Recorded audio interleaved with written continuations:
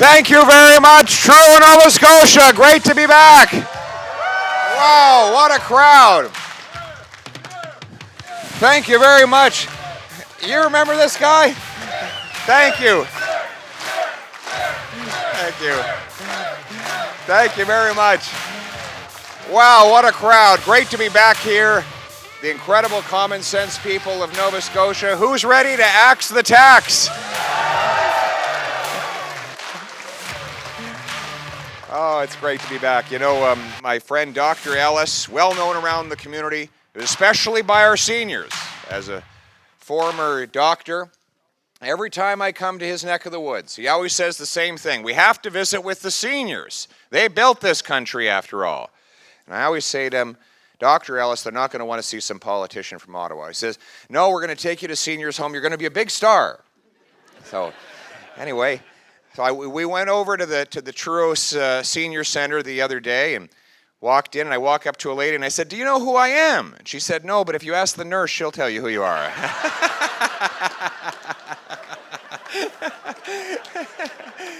It's good to be made humble. And I've learned some of my best lessons from great Nova Scotians, like Elmer McKay. You all remember Elmer McKay? Oh, what a great guy. You know, when I was a young lad, I was 25 years old, elected to Parliament, getting myself into a little bit too much trouble because my mouth was working faster than my head. I was a young man. Of course, young men, we all know everything there is to know. We want the world to know it. And so I got myself in trouble a few times. I went to see Elmer, and I said, Elmer, what is the secret to a successful and long political career? And he sat me down in his home office, and he pointed up to a fish stuffed that he'd mounted on the wall that he caught here in Nova Scotia. And he said, Pierre, you see that fish? If he'd kept his mouth shut, he'd still be alive. Good lesson, eh? I think a lot of politicians could use that lesson, eh? So, you know, it is great to be out here. Reconnecting with the good East Coast folks. Nice to be out of the nation's capital, connecting with the people on the ground, where the real common sense is. We've got Rick Perkins from the South Shore. We've even let a New Brunswicker in here. What do you think about that? Oh, that's right. He's really originally a Nova Scotian. That's why you all let him in. His dad ran an outfitting operation, I think, in Nova Scotia. That's right. In New Brunswick. Okay. Old Barnes, okay, good. So we'll let him in, eh? He's a good guy. You know, it's been an incredible tour we've had across the East Coast already. We were in St. John. We were back over in Labrador, Lab City, Happy Valley, Goose Bay, down to here. Then we're going to go back to St. John's, Newfoundland. So we're crisscrossing the Atlantic provinces, reconnecting with the people who do the real work, the people who too often get forgotten in Ottawa, right? Yeah, you can applaud the Atlantic people. And Dr. Ellis was telling you a little bit of my story, and he's talking about my biological mother. He said, unfortunately, got pregnant when I was 16. She was 16. How am I supposed to take that? How am I supposed to take that? So I was a bit of an accident, but that's okay. Not all accidents are bad. But nevertheless, when my parents adopted me, they were two school teachers. And they always told me that in Canada, it didn't matter where you came from. It mattered where you were going. It didn't matter who you knew. It mattered what you could do. That's the country my wife came to as a refugee. It's the country we want our kids to inherit. It's the country that we're going to reinstate when I'm Prime Minister of this country. Yeah. Absolutely. Unfortunately, it's not the country we see when we look around us today, is it? No. Life costs more. Work doesn't pay. Housing costs have doubled. Tripled. Good catch over there. Feel free to correct me anytime if you want, okay? All right. We need to bring her on as an advisor. Crime, chaos, drugs, and disorder. The stories of crime are incredible. Did you hear about the robbery in Ottawa the other day? Robber goes up to a man, pulls out a gun, and says, give me all your money. The man says, wait a second, you know who I am? The robber said, no. He said, I'm Justin Trudeau. So the robber said, in that case, give me all my money.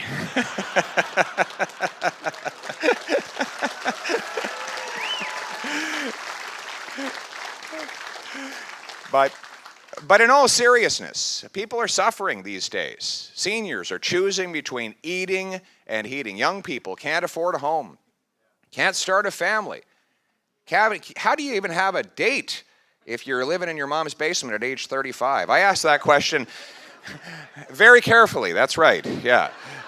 That's the way we used to do it when I was a teenager, through the side window. Don't tell my mom. She still doesn't know that. But the truth is that's a lot of suffering, a lot of psychological anxiety. I think one of the reasons we have so many mental health problems is because of our young adults can't afford a home. They can't start a life. They can't get home equity, collateral, credit history. All the basics of economic self-reliance and determination rely on having a home, something that everyone took for granted 8 years ago. 8 years ago, housing was cheap in Canada. It's still cheap in the United States, not far from here. But here in Canada, it's among the most expensive anywhere in the world. But the good news is that we're going to turn the hurt that Trudeau has caused into the hope that Canadians need, aren't we? There's a better day coming.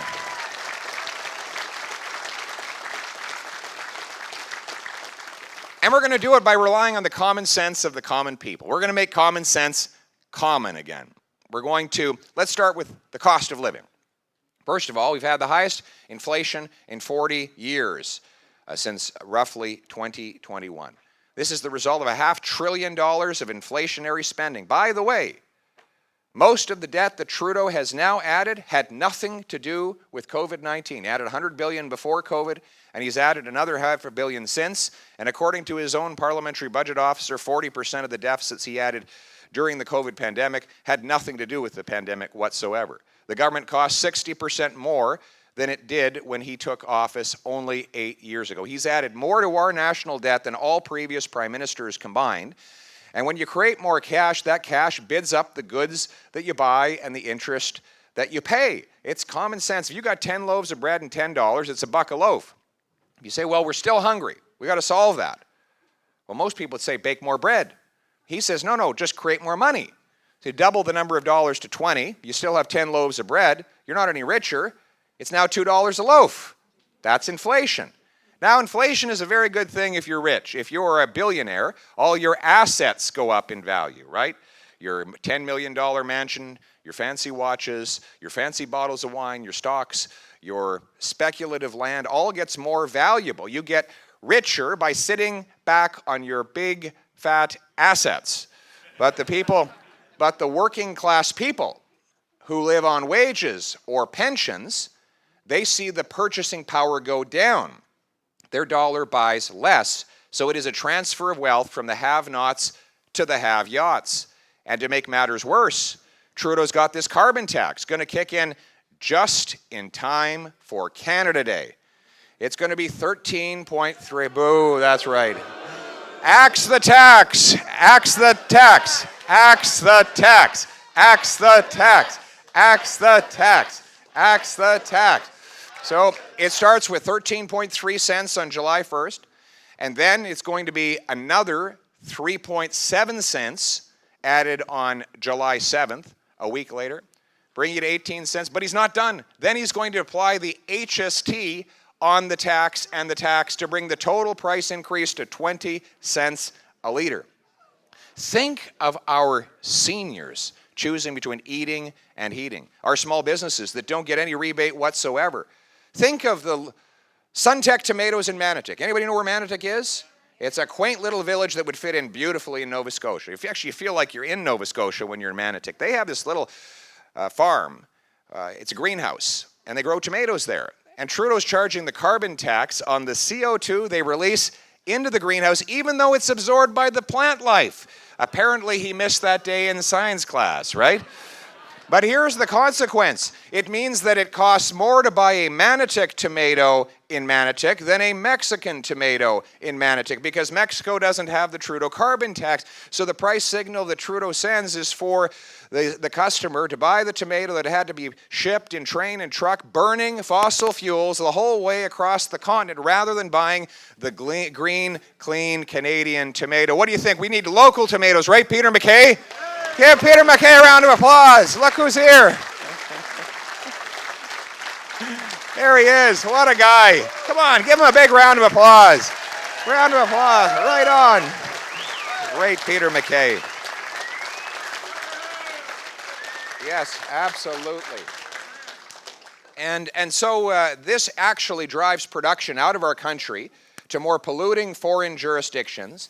It drives jobs away, prices up, and pollution into our atmosphere, exactly the opposite of what the Trudeau Liberals promised they would do. And this is not an environmental plan. This is a tax plan designed to raise money for an out-of-control and greedy government that can't keep its hands out of your pocket. The good news is that we're going to bring home lower prices by axing the tax, aren't we? Yes. And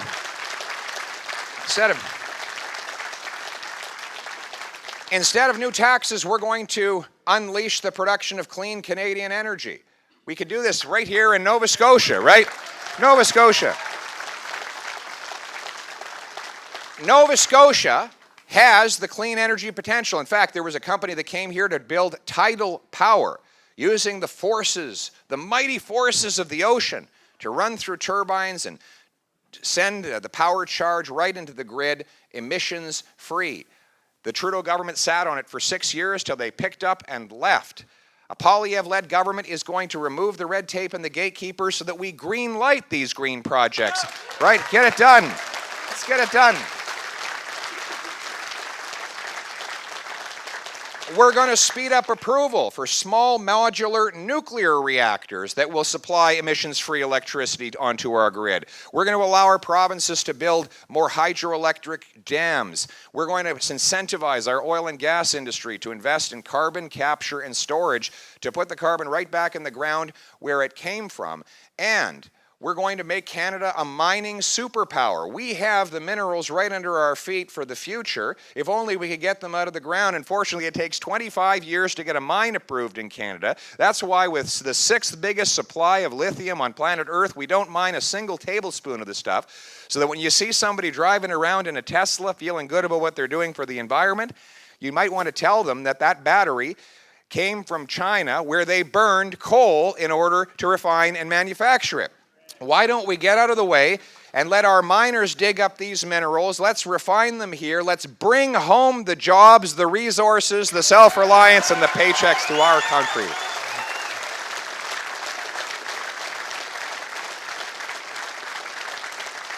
You know, they even have this new technology, and Peter's dad worked in it for a long time.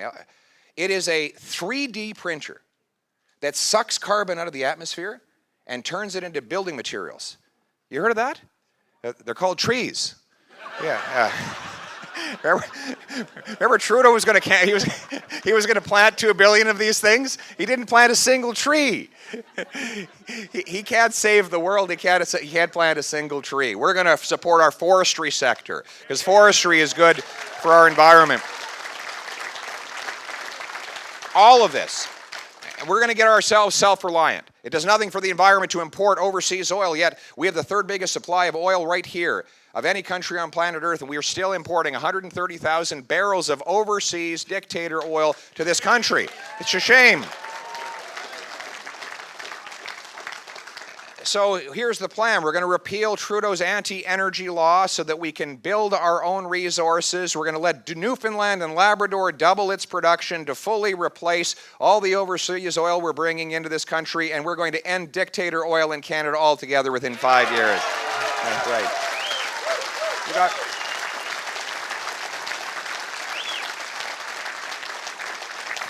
And we've got natural gas, 1,300 trillion cubic feet of this stuff right beneath our feet. The shortest shipping distances from North America to Europe and Asia are from Canada.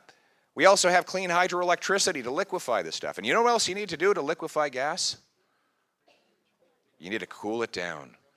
And what is our #1 natural resource? Cold weather, right?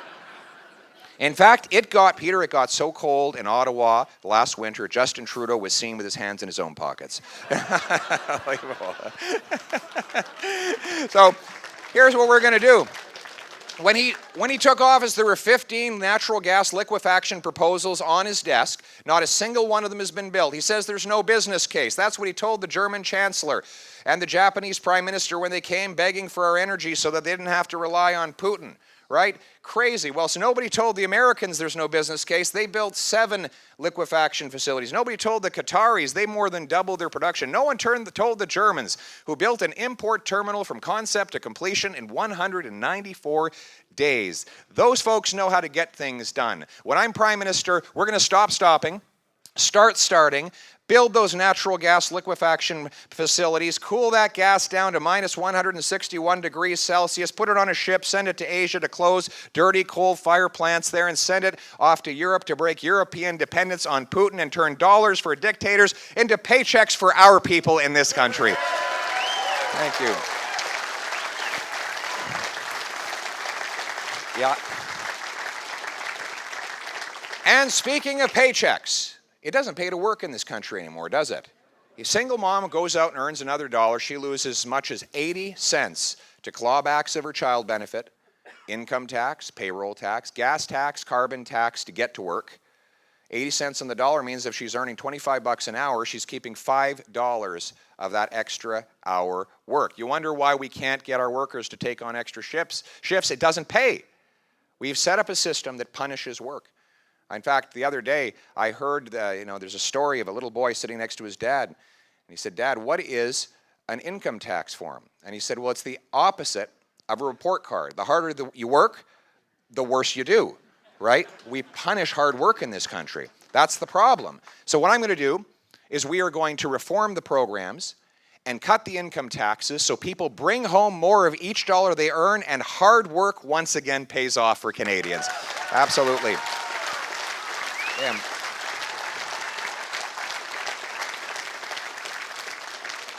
But we need a house to bring a paycheck home to. Our young people can't afford homes. Over the last several years, in fact, the biggest home price inflation has actually been in Halifax. We think of Toronto and Vancouver. Now, let's just study this problem for a second. First of all, there's no excuse. We have the second biggest landmass on Earth. We have the most land per capita by far in the G7.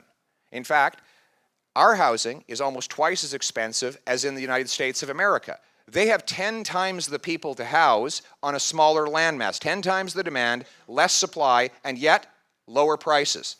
Why is this happening? Why is Vancouver more expensive than Singapore and Manhattan, even though Singapore has 2,000 times more people per capita than does Canada? Why? Because we can't get anything built in this country. We're the second slowest place on planet Earth in which to get a building permit. Now, most of these restrictions are municipal in nature, but they have meant that we have the fewest houses per capita of any country in the G7, even though we have the most land to build on. Fewer houses means that all the power is with the landlord, and all the power is with the land speculators, because their land goes up in value due to the fact that no one else can build anything to compete with them. And this, again, is another wealth transfer from our working class people to those people who already have. And more people are falling deep into poverty and despair. Tent cities are appearing across our country. We need to build more houses. It's that simple. So here's my plan. Municipalities are standing in the way of building. I know what municipal leaders want. It's very simple. Let's cut the nonsense. They want money. Every time I sat down with a municipal leader, they always said, we need more money from Ottawa. Well, here's my plan.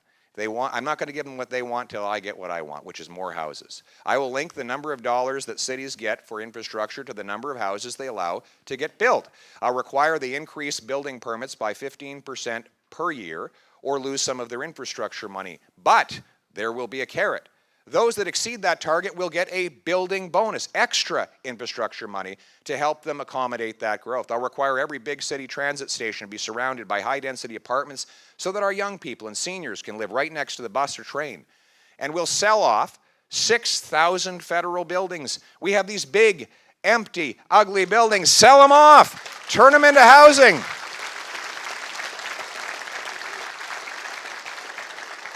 And we're going to back the trades as well. We can't simply back... there's another microphone. I never met a mic I didn't like. Thank you very much for that. I'm going to give the speech a second time with that mic after I'm done here. But listen, what we need to do is sell off surplus land and surplus buildings. We need to back the trades, not just university education. We also need to give the same support to the young people who will eventually grow up to fix stuff, move stuff, and build stuff. Let's back the trades in this country as well. Absolutely.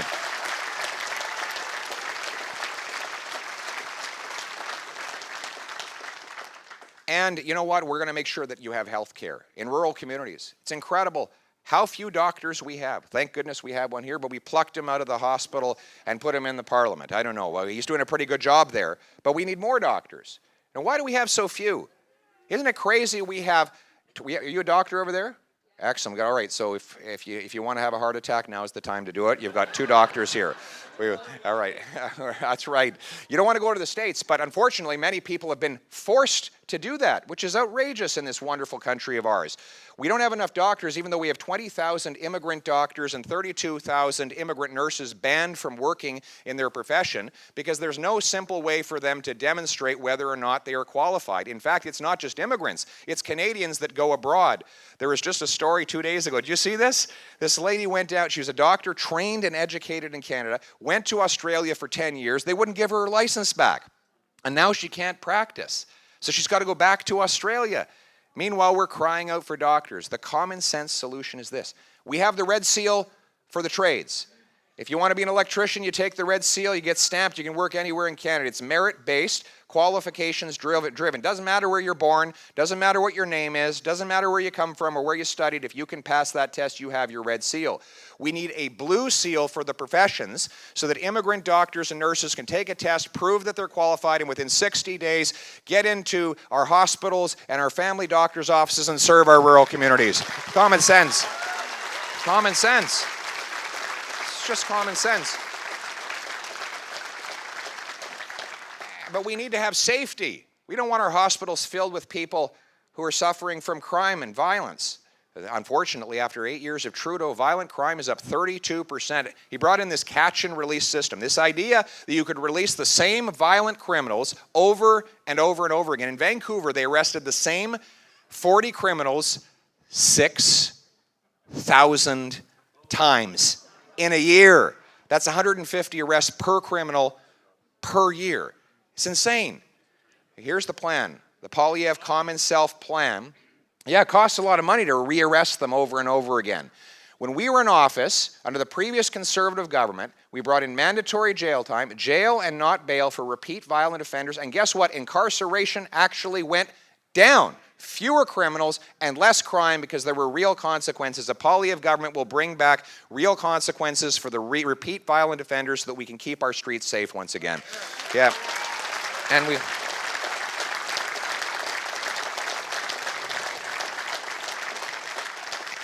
And we're going to stop going after our law-abiding hunters and sport shooters, right? Absolutely. Absolutely.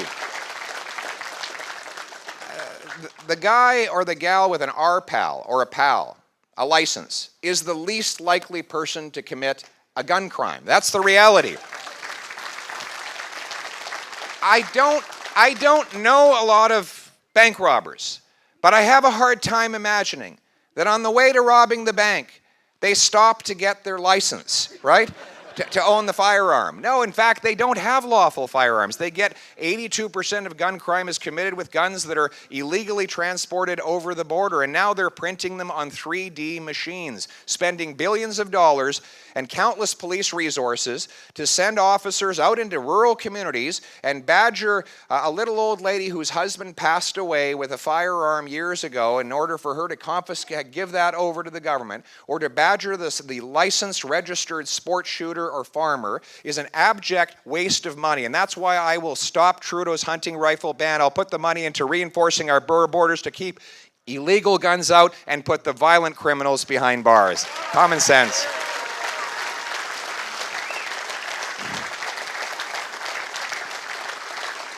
We will bring home safety, and we're also going to bring home freedom to Canada, aren't we? Absolutely. Bring home freedom.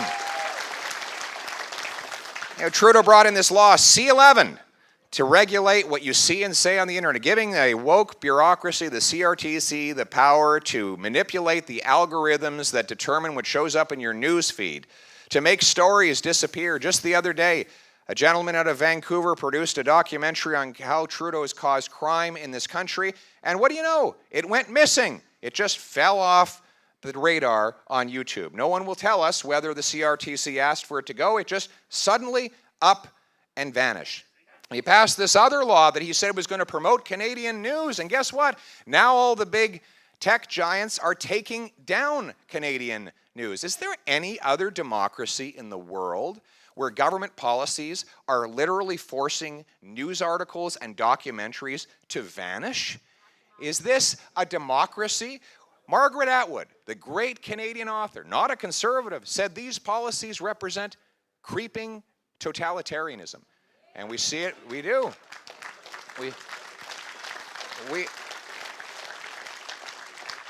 We see it on our campuses, where universities shut out politically incorrect positions. They fired Jordan Peterson because of his opinions, right?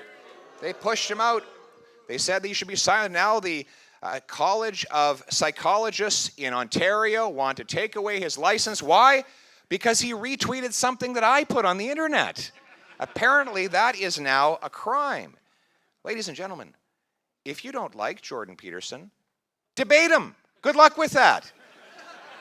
But don't silence him. I don't want to silence Justin Trudeau or Jagmeet Singh or anyone else. I want to debate them because I'm confident that in an open society with free debate, we can win the debate. Section 2B of our Charter of Rights and Freedoms guarantees our right to express ourselves without censorship.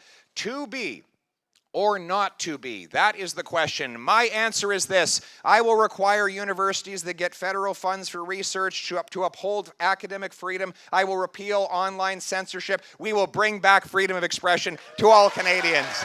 Absolutely.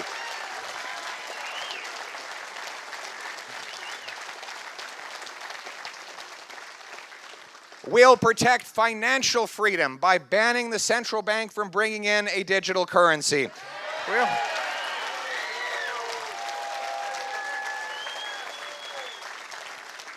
There will be no mandatory digital ID, no mandatory mandates to tell you what to do.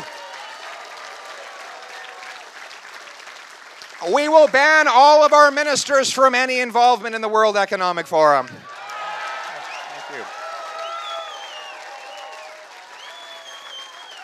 We will give you the freedom to take back control of your lives, take back control of your money, your decisions, your beliefs, your families. You will be back in charge of your life. We will allow you to bring home the treasured freedom that our ancestors fought for, and we will ensure that today's armed forces is big enough and strong enough to fight for our freedom whenever it is needed in the future. You know,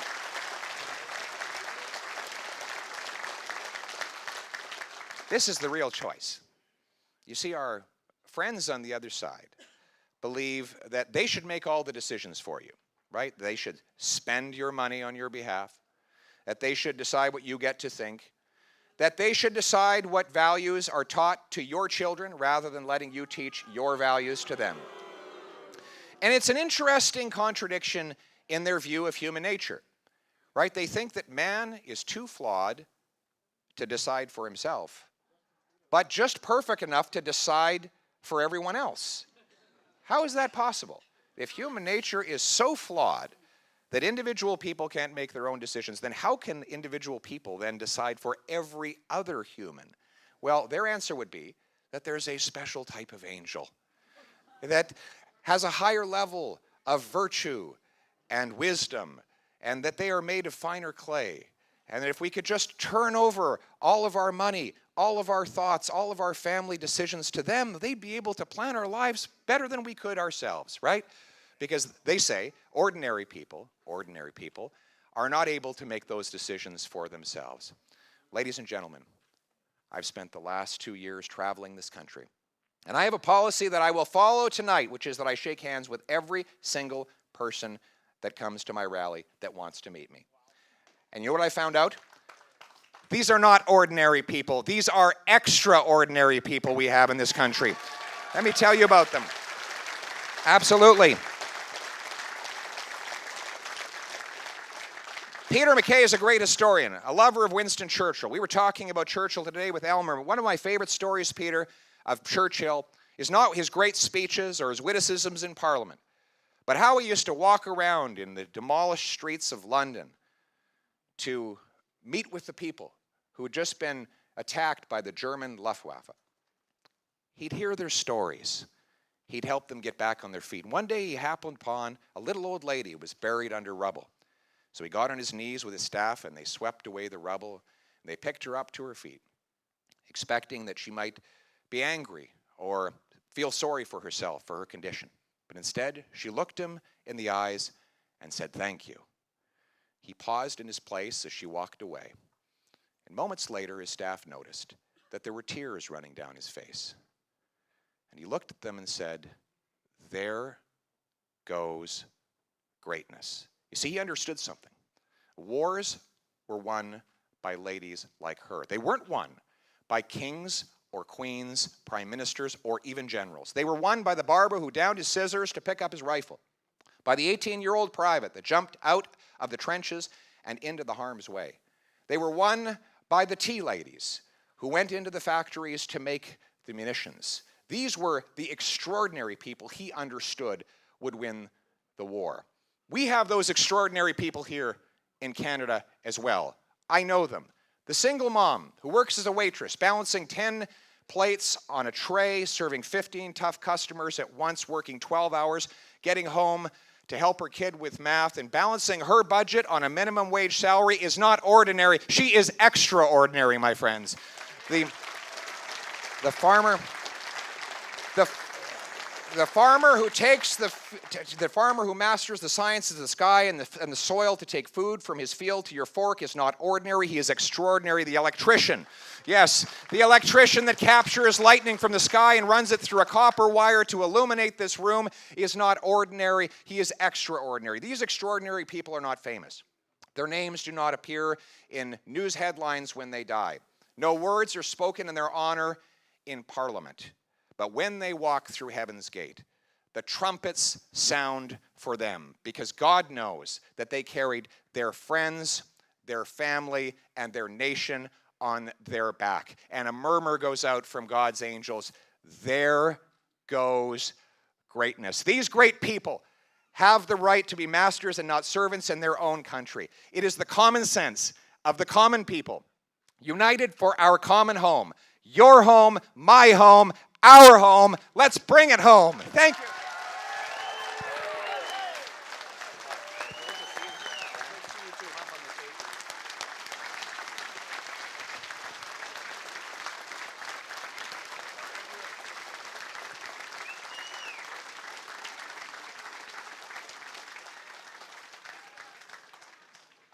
Well, Pierre, those are extraordinary words. And you can see how they absolutely resonate with the common sense, freedom-loving people in this room.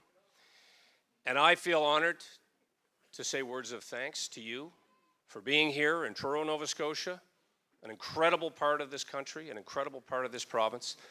And I had the pleasure of spending some time with you and my dad in Pictou County. And I know, as you alluded to, you have been traveling this country, working hard, spending time away from your family, to bring this message to the common people. And it resonates because it's true.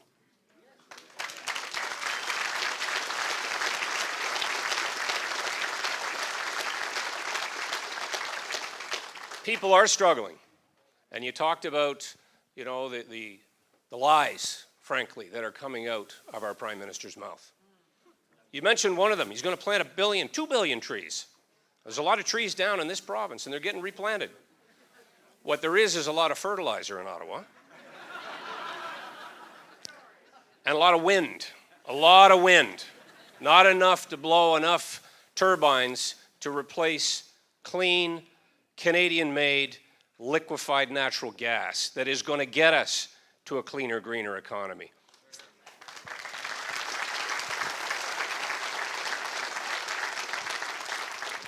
You know, I had the good fortune, the pleasure to work with Pierre and Scott and, of course, Stephen and Rick and others when we were in government and we were making things happen. Imagine what the Nova Scotia, Atlantic Canadian economy would look like if the Energy East pipeline had been completed. Imagine.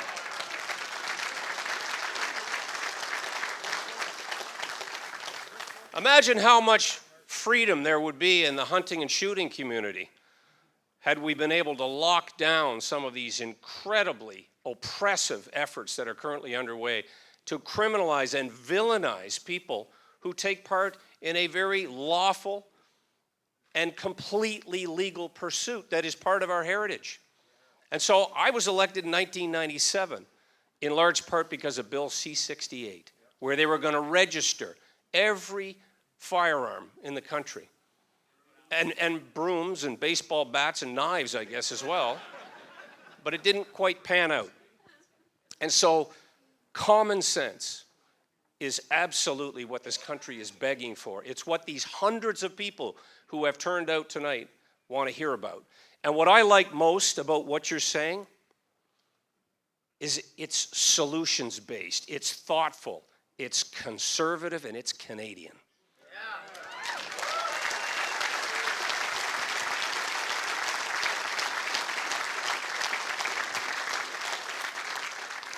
Pierre, I know you're a student of history. You love Canadian history, but you love international history, but there was a very historic figure who Scott knows well, Robert L. Stanfield, who came from this town.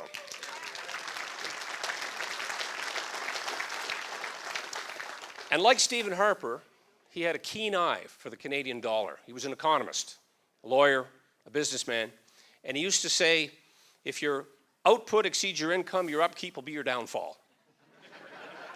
Only he said it much slower, more like that. But I know from having watched you up close for a long time that you have always had a keen eye for the working person's dollar, the bottom line, and allowing people to keep more money in their pocket, as you said, allowing industry to do what industry does best. That's create jobs, create wealth, get things done. That's what we need from government. And in many cases, as you've said, the best thing that government can do is get out of the way of the people that want to get things done.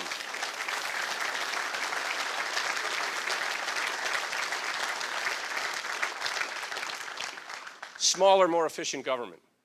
You said something earlier today that really resonated with me. You know, the 15,000 or more provincial employees that went on strike in Ottawa? Nobody noticed. You know, that says a little bit something about productivity in this country. And Pierre, the thing that I think is really near and dear to my heart as well, that I know you are a strong believer in and supported strongly when we were in government, advocated for and fiercely defended, was our policy to raise up and support our greatest citizens, our Canadian Forces members. And we have one of them here today.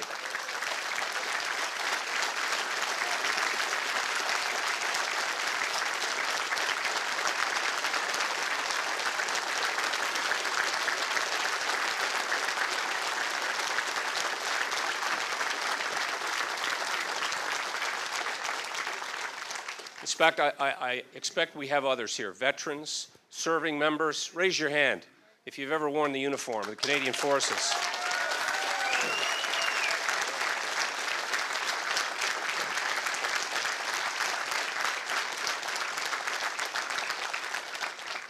The pride and the purpose of the Canadian Forces is unprecedented.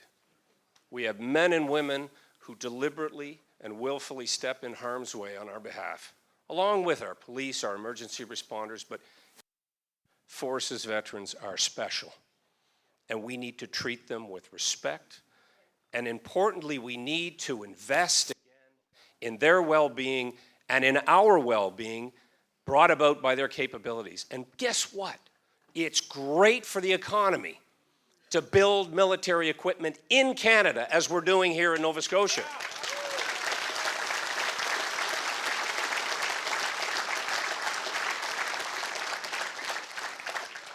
So, Pierre, I'm out of politics now, and I'm a little rusty.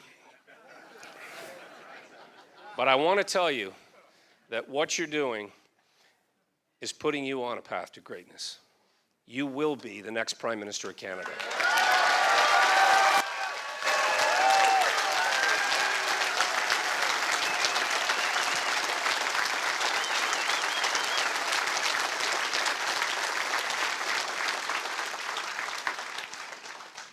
So Pierre, on behalf of everybody here, across this province, across this region, across this country, we are in your debt, but it's a long road to travel.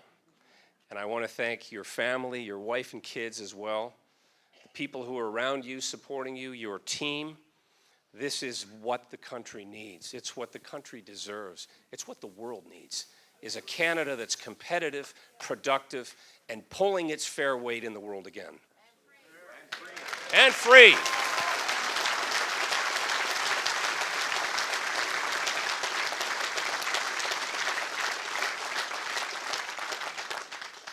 So Pierre, we thank you. We appreciate so much what you're doing, what you're saying, what you represent. We're going to be with you all the way, whether it's next week, next month, next year.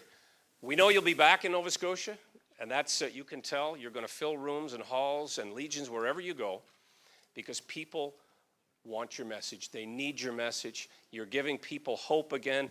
You're allowing this young man to grow up in a country where he can afford a house, where he will be able to have a future and pursue a career and do what he wants to do, and that is live free, live strong, and give back to his community. I want to invite everybody up here and say thank you to all who have come out, and let's give Pierre a great send-off.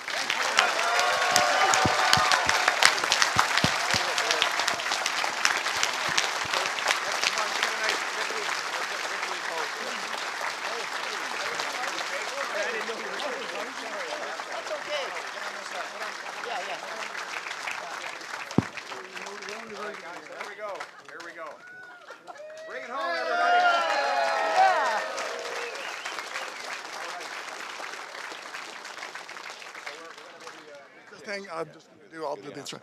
One last thing. Rick Perkins here from the South Shore. Wouldn't it be great to have Peter back in Parliament? Peter's been an amazing friend to many of us, including me. Anytime I've ever asked him to come help, he's been there. Now, I'd like to just remind everyone, Pierre said he's willing to shake everyone's hand. And the way to do that is to go by those flags and line up. If you got a camera, Pierre will be here until you're done in terms of getting a picture. So thank you, everyone, for coming, and have a good night.